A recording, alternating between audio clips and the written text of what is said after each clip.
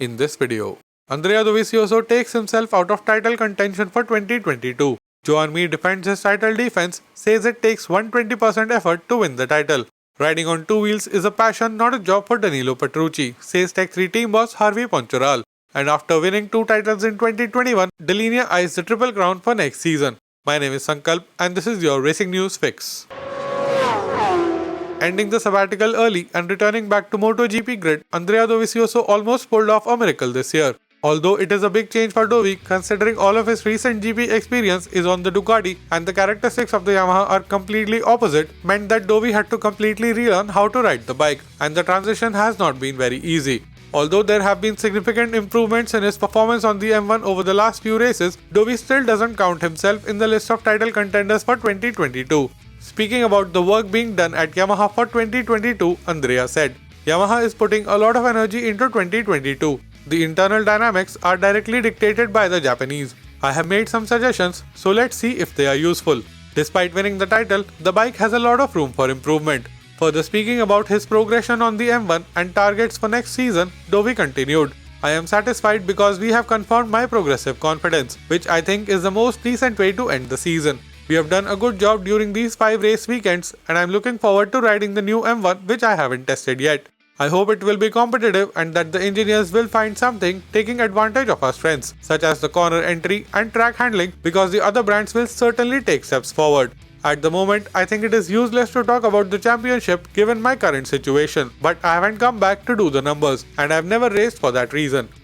The 2020 World Champion Joan Mir has failed to defend his title this year, and what hurts him the most is that he was unable to be consistently competitive, and to make the matter worse, he remained winless throughout the whole season. A lot of it can be blamed on the lack of development on his GSX-RR, but Joan himself constantly struggled on Saturdays, which definitely didn't help his Sunday campaigns. Speaking about his 2021 season, Joan Mir said, "What I can say is that probably I haven't been able to get 100% out of this bike, but I think I have given my best all season.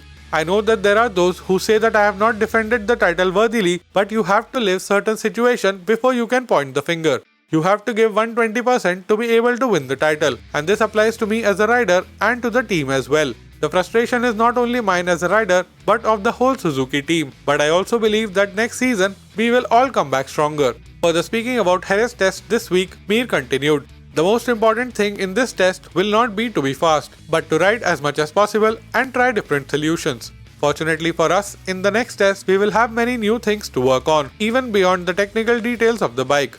Now that the development of the engine will be possible again, I think we will have a good margin of improvement for the next season."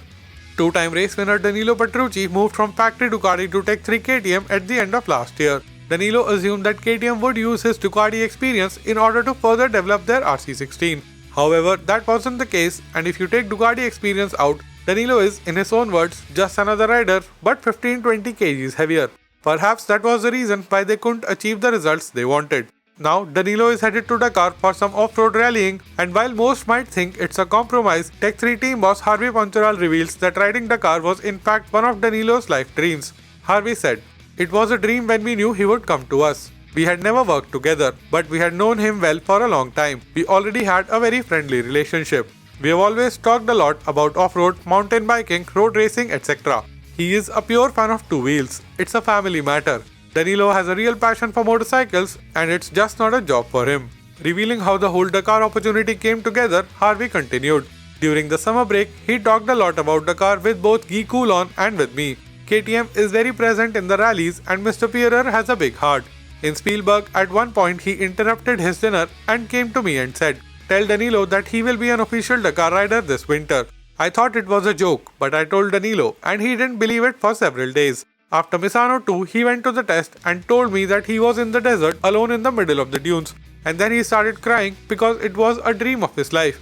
Ducati won the Constructors' title last year, and this year they did one better by taking the team's title as well. Naturally, their next target is to get the Triple Crown and more importantly add another name to the list of Ducati champions, which currently has only one name since 2007. Expressing his satisfaction with the performance in 2021, Ducati course general manager Gigi Dall'Igna said, "This result is really an important milestone and it is a historic day for Ducati.